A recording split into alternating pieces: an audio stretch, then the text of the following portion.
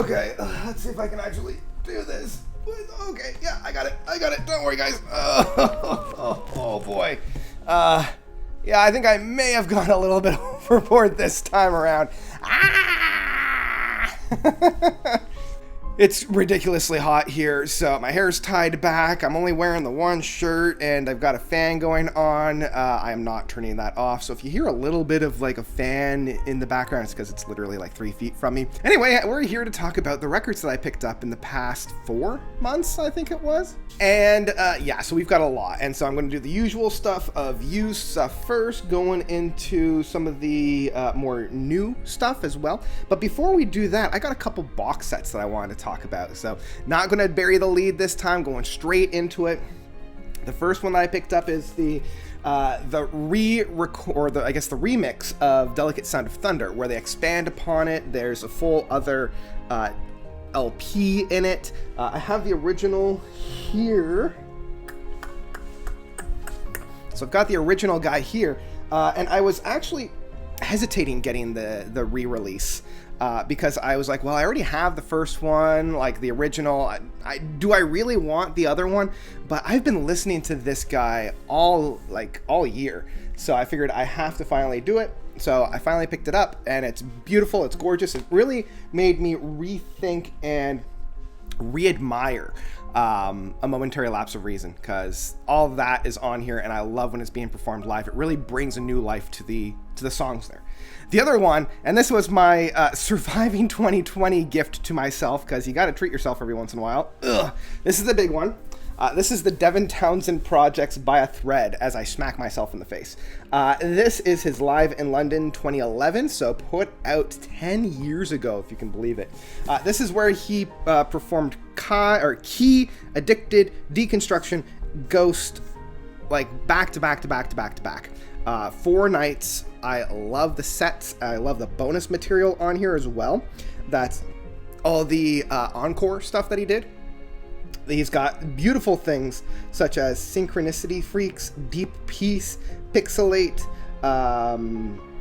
Fall, Radial Highway. It's such a great box set, and I love it. So there you go. Ta-da! I might do an unboxing video of this soon, but who knows. Okay, back down you go. All right, now into the used stuff. So first up, I've got Andrew Lloyd Webber's Requiem. I haven't actually listened to this yet. Very excited to do so. It's a gatefold, so you can see all the liner notes on there. I mean, I picked it up because of the track lengths. I think that's just amazing. And I love all the tenors, the sopranos, the treble. Yeah, I'm very excited to actually sit down and listen to this, so woo! All right, next up, this one's just a fun one. Mickey Mouse Disco. It's just fun. I love it. I love a good cheesy record, and this one's one of those. It's so good. Like they chose to do Macho Duck rather than Disco Duck, which I thought was hysterical. I couldn't say no when I saw it. It was like $5. All right, next up is the soundtrack to my dad's favorite Bond movie, Live and Let Die. Now, one of the main reasons why I picked this up, outside of the fact that it's my dad's favorite and I grew up watching it, is that I didn't realize that the entire soundtrack is, like the actual score itself, is produced by George Martin. So George Martin being the fifth Beatle, I couldn't say no, and it's got some really good grooves to it. The whole movie takes place in New Orleans, so there's a lot of that kind of music in it, which I really, really appreciate. And it also has the main titles of Live and Let Die. So there you go, Live and Let Die. Also, growing up, we actually had that boat. Not the exact boat, but that model. And I think we had a Johnson motor on it rather than a Mercury that's in the movie. But anyway, next up, I finally broke down and I finally did it. I'm completing my Genesis discography with my least favorite Genesis album, Abba Cab. Still not a big fan of it. I'm starting to grow a little bit onto it, but it's still not my favorite. I'm starting to get into a little bit more. Abba Cab, the title track, isn't grating on me as much as it once did. I do like Dodo and Lurker. I think those are all right. But yeah, overall, this is still, it's my least favorite album from them. But I'm a completionist, so now I have everything from Genesis to Revelation all the way up to Invisible Touch. I'm debating whether or not I want to get We Can't Dance and Calling All Stations. I'd probably get We Can't Dance before I get Calling All Stations, if I'm being honest. All right, next up, we've got Anderson, Bruford, Wakeman, and Howe. The unofficial Yes release from 1989. I finally was able to find this guy. I've been looking for it for a very, very long time. And I love this album. You know, I love having Wakeman and Bruford back into the band together. I love Bruford. He's my favorite drummer of all time. But listening to this, you can really hear where Chris Squire is in Yes. It's very, very apparent. But other than that, I love this album. I love the, Roger Dean artwork there and Roger Dean in the back. So yeah, it's a great work and I'm very, very glad to have it.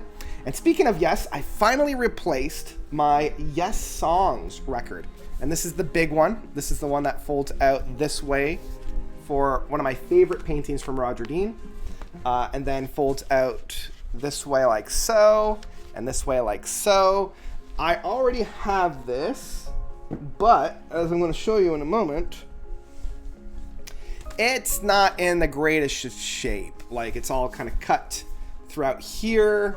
It's all kind of like, luckily the insides are all right, but yeah, the front cover there is no good, and it actually scratched some of the records in it itself.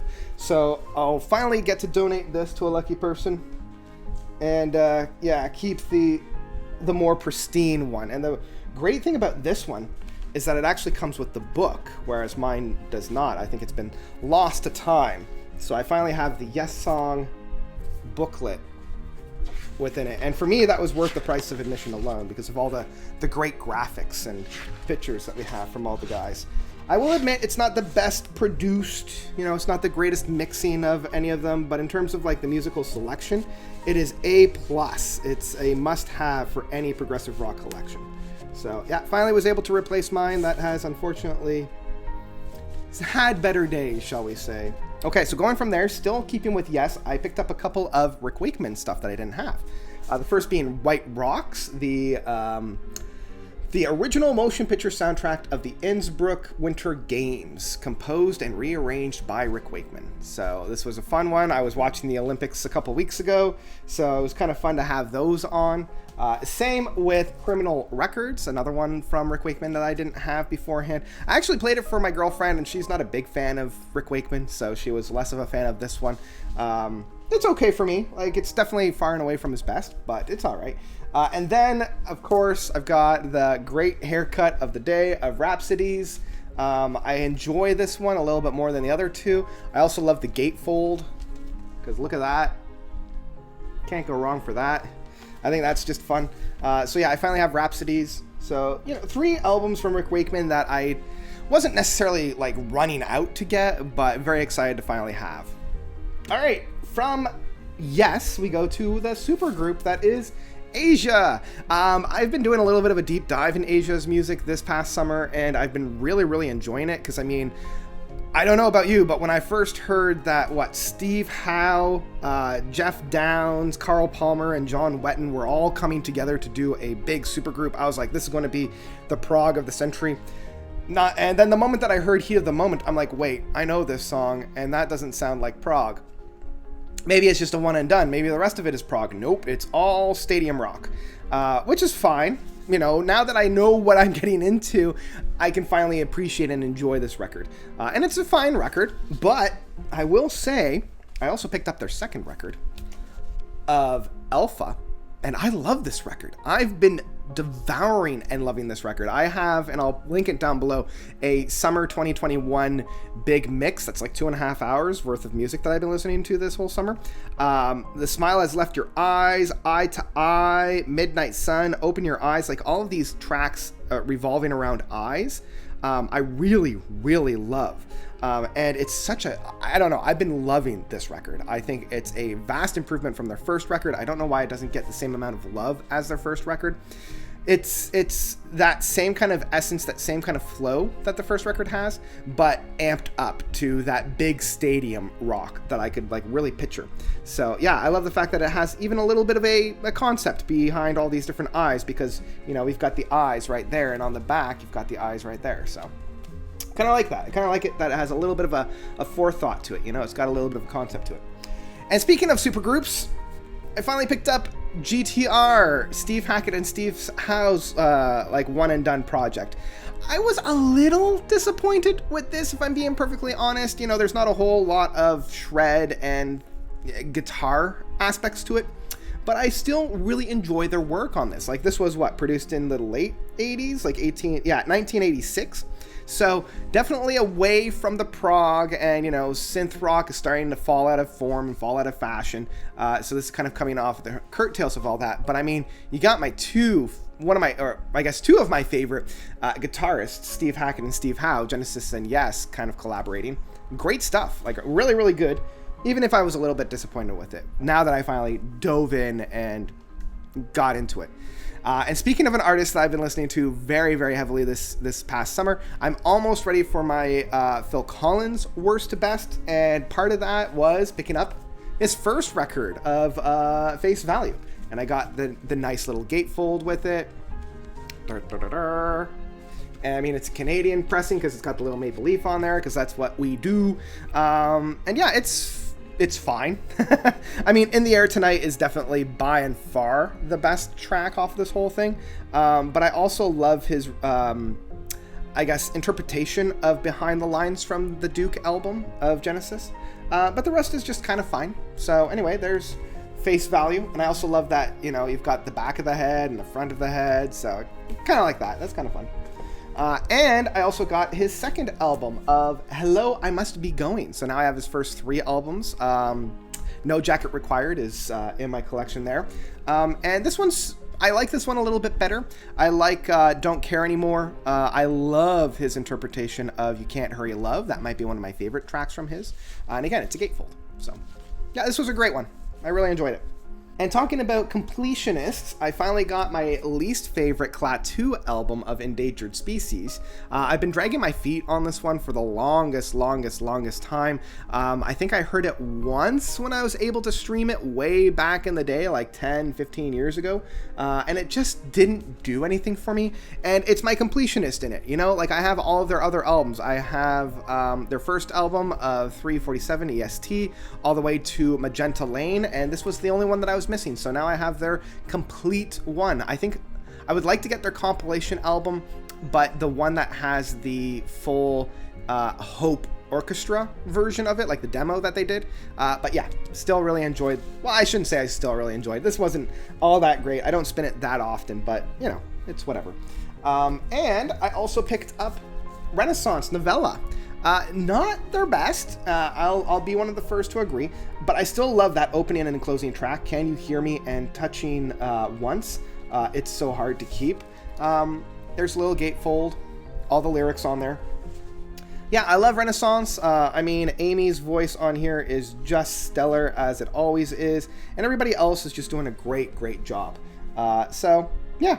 Sorry, Annie. I always want to say your name is Amy. Annie. I've also been listening to a lot of Vangelis, or however. So I picked up his most famous one of Spiral. Love this album. Love what he does on it. Again, another gatefold. There's the man himself. Good old buddy.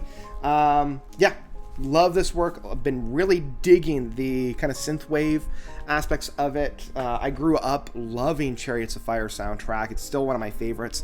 And this really gets me into it. And speaking of, I finally completed my John and Vangelis work. My favorite one of his with Private Collection. I love the last 2 tracks. The last track off of the first side of He Is Sailing and the 20-minute epic of Horizon. Love this record. Probably my favorite from John and Vangelis. Brilliant. Okay, we're almost done from the used stuff. Within my trying to collect all of, or at least my favorites of Jethro Tull, I have Beast and Broadsword, so I'm only missing a handful of theirs, their first couple of albums and a few scatterings in between. And finally, this is the final one of the used stuff. Now we're getting into all the new stuff that I got. I finally got Roger Hodgkins, and I think I always mispronounce his name. I always say it's Hodgkins. Anyway, Supertramp guy. This is In the Eye of the Storm. There's the other side. He really needs to eat a donut because my boy is skinny. Anyway, very, very similar to a lot of the later records that Supertramp did with him on it. So like Breakfast in America and Famous Last Words. Yeah, I've been digging this album and really diving deep into that, because for me, summer is Supertramp. I always listen to Supertramp in the summer, and yeah, that's a great one. So I'm going to take a little bit of a coffee break before I get into all the new stuff I got.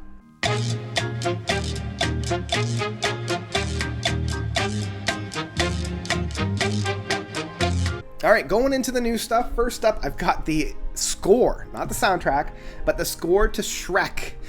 This was a record store day, not record door stay, exclusive. I believe it's on a green record, fluorescent green. And it is beautiful. I also love the fact that it has Welcome to Dual Lock and the Merry Men track. So this is a great kind of background stuff, and I love the music from it. It's really, really good. Got some jazz stuff. I know it's one of those, you like jazz? But I finally got Miles Davis' Bitches Brew, one of my favorites from his. Love this one. Absolute masterpiece of music. If you haven't heard it already, I've got the gatefold because it's beautiful. Love my man there. Just brilliant jazz music, and I think this is a great introduction to that kind of more experimental jazz stuff that was going on in the late 60s, early 70s. So yeah, Bitches Brew, fantastic. Staying on the Miles Davis train with Coltrane. Miles Davis and John Coltrane, I finally picked this guy up. This is a great record. It's kind of a balance between the two, of Some Kind of Blue and Bitches Brew. I love what these men are able to do with their playing styles. It does skip every once in a while, which I'm a little bit saddened for, but because it's jazz, you don't really notice it all that much, unless you really know the music. But yeah, this is just a great compilation, a great jazz and jam session between two masters of music. Just blown away by these guys. Love them. Next up, I finally picked up Rush 2112. One of my favorites from them. Not my favorite, but one of my favorites. Yeah, after all these years, I finally picked it up. I could never find it used, because who in their right mind would sell Rush 2112? So, and whenever I found it new, it was always ridiculously expensive, like $50, $60. So when I saw it at the record store for $20, I'm like, I have to pick it up. So finally got Rush's 2112. I think it's the perfect kind of transition between their first 3 albums and the next kind of wave in the late 70s that they'd be doing. So it's still got a lot of the really harder traditional rock tracks from their first 3 albums, while still starting to dip their toes into more of the prog stuff that they would be doing in the mid to late 70s. So great outfit that they had with 2112. Again, love it.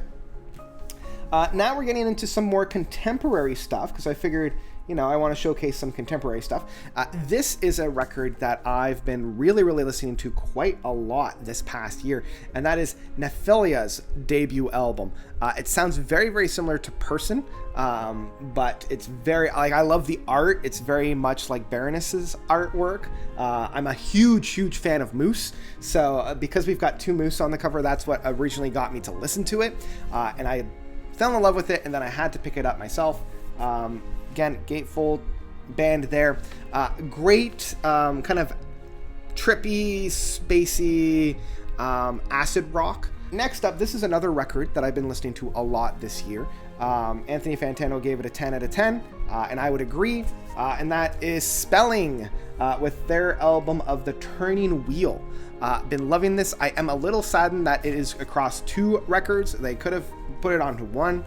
But what are you going to do? The music that's found on here is still just stellar. It is probably one of the best contemporary art rock albums that I've heard all year, and within the past 5 or 6 years. Love this record. I think it's a great addition to modern art rock. So yeah, if you haven't listened to it already, please do. I think it's a fantastic work. All right, another album. This one I actually picked up because a friend of mine had me listen to it on my podcast of Quid Pro Quo. So if you're not subscribed to that, I've left a link down below for you to do that. But this is Amy Winehouse's Back to Black. I've fallen in love with this album. I listened to it at the beginning of August and just fell in love. I love all the tracks off of here. The title track of Back to Black, just moves me. It's so personal, and I could go on for hours about how much I love this album, but it's such a great album. I'm very saddened that I slept on it for as long as I did. All right, going 180 degrees into another direction, I've got Served Live, the Dead South album. This is their live album. It covers most of their early, or I guess their last two albums. Another artist that I featured on my Quid Pro Quo that I fell in love with. Love the whole set list. It reminds me a lot of the live album from the Decemberists. So these next two albums I had to pick up because of my childhood. These were albums that I loved when I was a kid and couldn't stop listening to them. So the first up is Clumsy from Our Lady Peace. Again, this is it's not my favorite Our Lady Peace album. Happiness Is Not a Fish You Can Catch is probably my favorite album of theirs, but this is a very close second runner. It's a stellar album straight from the 90s. And this really was there to help shape my musical preferences later on in my life. So these guys were here before progressive rock was there for me, and I love this kind of alternative rock stuff. So Canadian boys from Our Lady Peace, really excited, and I hear they're putting out a new album soon, so I'm excited to hear what they've got. All right, the other one that I love is Limp Bizkit, Significant Other. Okay, I've loved Limp Bizkit since I was a kid. I think Chocolate Starfish is still my favorite album of theirs, but Significant Other is a very close second, very much like Clumsy. Love this album, love the tunes. I mean, yeah, I think it's so good. I love rearranged break stuff and Nookie. 3 staple nu metal tracks, Gatefold with all that stuff in there. Great stuff. It is a staple, love it or hate it, it's a staple of that early 2000s kind of nu metal stuff. These next two were actually given to me by my good buddy Brent over at the Similitude of Prague. You should go follow him. I've left his channel down below. We did 2 videos a couple days ago, because I'm hoping to get this up on Saturday, fingers crossed, but we already reviewed the Neil Morse band's Innocence and Danger. We also did a tier list ranking of transatlantic albums, so if you haven't seen those already, go and check them out. Had a great time with him, and he just had a couple extra records laying around in his collection and wanted to know if I had them, so he was able to give me the Neil Morse band, the first one of the Grand Experiment. Really found myself enjoying this album upon re-listen. Like, I heard it when it first came out, wasn't a big fan. What really does it for me in this is that it's a single record. Just a straight up, one and done, single record. And the other one, and this was one that I wasn't necessarily going to run out and get, but much, to my surprise, somebody was going to give it to me and I wasn't going to say no. This is the Transients from Steven Wilson, his kind of compilation album just before he put out To the Bone. So it's being marketed as being a more accessible songs. It says songs recorded between 2003 and 2015, an introduction to the more accessible side of Steven Wilson. So yeah, which I would agree. Like, the tracks on here are some of his more accessible stuff, and it does have my favorite track from his covers record of Thank You, which would be pretty much the only reason why I'd get that one, because all the other records or tracks off of his covers one, it doesn't really do a whole lot for me. But yeah, there you go. So it's his compilation record. I put it on. My girlfriend really likes it because why not? So those were the 2 that I got from Brent. So thank you so much, Brent, for handing them off to me. Really great stuff. All right, only 2 more. The first one, I now have a complete collection of Mastodon studio albums. I think the only ones that I'm missing are their live albums and their medium rarities, the compilation record of all the stuff that they hadn't released yet. I'll probably hold off on getting those, but I finally have Remission. This is the re-release of Remission. So there's the inside fold, their first record. I can't wait to spin it because I actually just picked this up yesterday. So I can't wait to put it on the turntable and give it a spin. So yeah, I now have their first record all the way to the last one of Cold Dark Spaces. Love that. And then finally, wrapping this all off, we've got the latest live edition of Devin Townsend.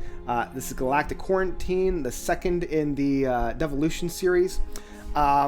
Originally, I wasn't going to pick this up, but because I already have his first one, and I already listened to this live, I bought tickets for it. I kept listening to this on the streaming services. And I figured if I listen to it more than 10 to 20 times, I've got to actually invest in it. So I did. And it's the blue, the transparent blue, which I really appreciate. So now I have the first one in a green and this one in blue, doing my collection good. So yeah, there you go. That's all of the records that I've picked up within this past little bit. And it's funny because all the records that I have in this will not fit behind me. So my girlfriend and I actually went to IKEA this past Thursday to pick up kind of a 2x4. Not like the plank of wood, but actually a 2x4 section. So we're going to put that somewhere here in the living room so I can actually store these guys, because so far they've just kind of been milling around the living room because, as I said, this is already full. So probably should pump the brakes in terms of buying anything new for the past, little bit. But what are you going to do? This is my passion. This is what I love to do. So that's all I've got. Thank you all so much for watching. What was your favorite record in the bunch? What was your least favorite record? What have you picked up during this last little bit? Which albums are you excited for? Because, oh boy, there are a lot of records coming up. And just as a quick aside and announcement, I've already covered Neil Morse Band, so that one's kind of one and done. I'm going to be recording Leprous' latest record right after this, so I'm hoping to get that out on Monday. I haven't listened to the new Between the Buried and Me and Death Haven record, but I'm going to do that today once I'm done doing all the recordings for all the albums that I want to do first, so that I have a clean slate so I can spend all of my effort on those two records, because I want to get a review out for those later next week. It probably won't be until Wednesday, Thursday, or Friday, but that's kind of my aim. So if, in case anybody's wondering when those reviews are coming out, that's when I'm hoping to get those out. So yeah, I think that's about it. Thank you all so much for watching. If you like what you see and you want to help support me, consider donating to my Patreon. I've left the link down below. Even $1 a month does go a long way. Get your name at the end of the credits, and depending on your tier of donation, you can get an album review, you can get a live stream, which I'm starting to do more. So yeah, that's all going to be good. And yeah, check out my other outlets. I've got my podcast of Quid Pro Quo. If you want to listen to it, it's wherever you listen to your podcasts. If you want to watch it here on YouTube, it's under Quid Pro Quo. I've got the link down below as well.